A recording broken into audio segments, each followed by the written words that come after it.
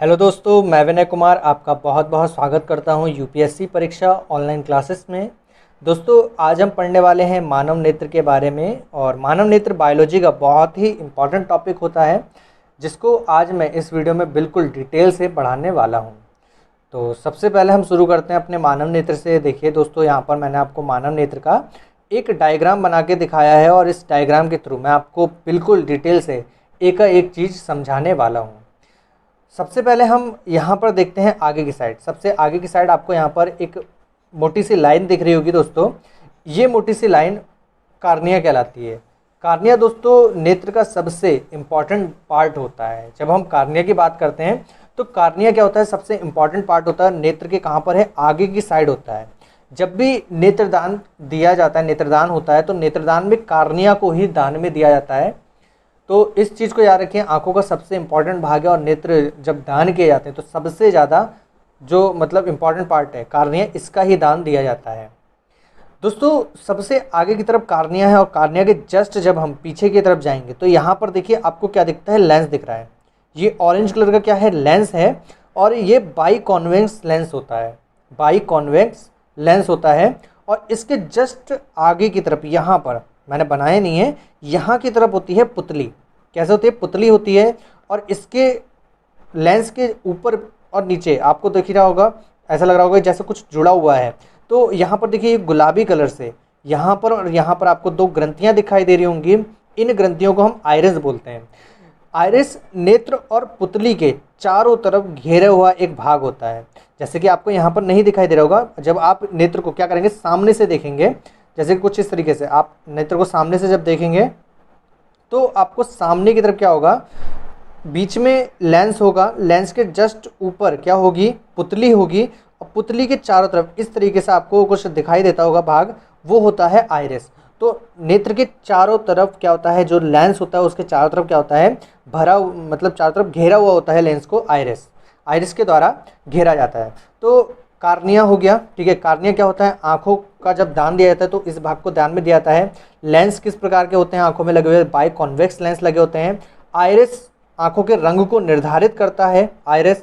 और इस कार्निया और इस लेंस के बीच में एक जगह होती है। ये जगह थोड़ी सी यहाँ पर देखिए खाली सी जगह दिख रही है।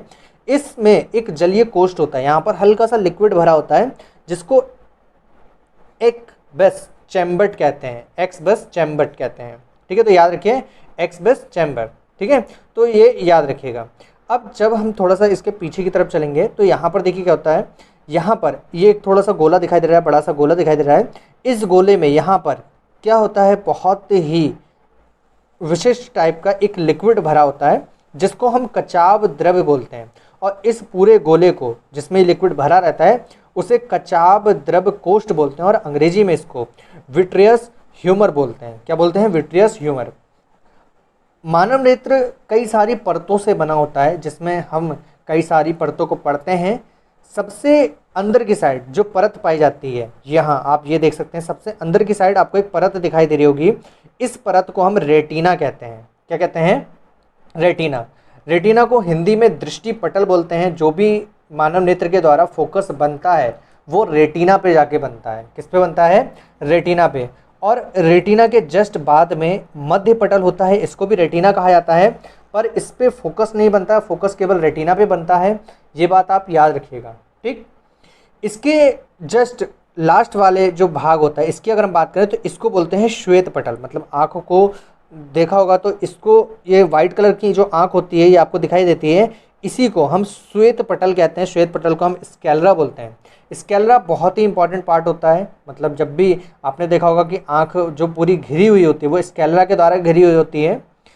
जब हम इसके पीछे की साइड बात करें, कुछ यहाँ पर आप देख सकते हैं, यहाँ पर आपको कई सारी चीज़ दिखाई दे रही होंगी, जैसे कि यहाँ पर आपको कई सारी नर्व्स दिखाई दे रही होंगी।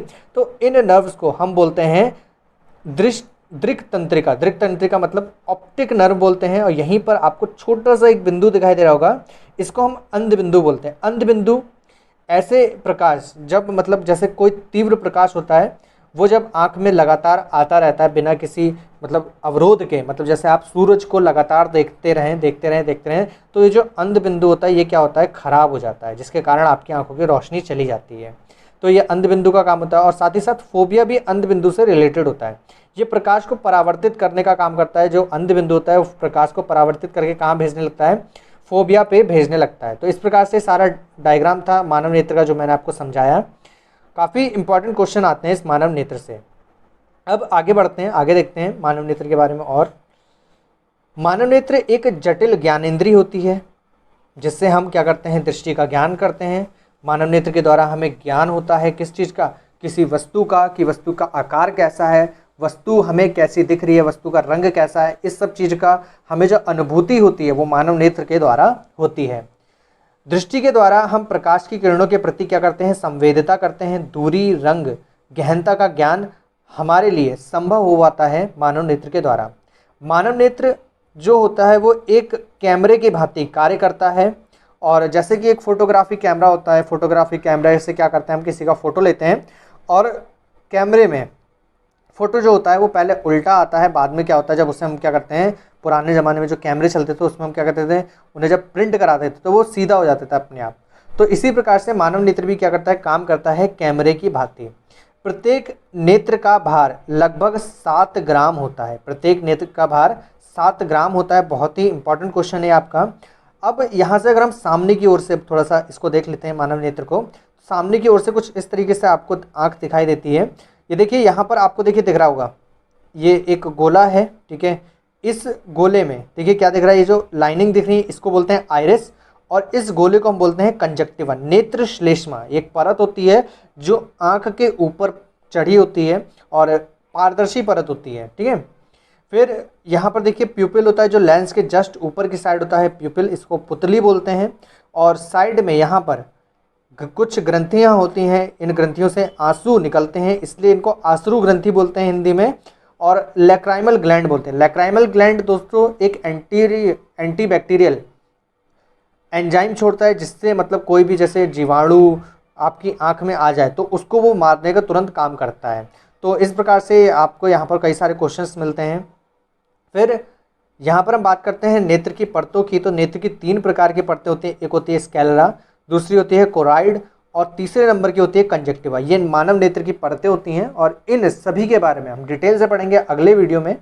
आज इस वीडियो को यहीं रोक देंगे हम, ठीक है। और अगले वीडियो में हम मानव नेत्र के जितने भी इम्पॉर्टेंट पार्ट होते हैं उन सभी पार्ट को कवर करेंगे बिल्कुल डिटेल से, एक वीडियो को अच्छे से कंप्लीट करेंगे।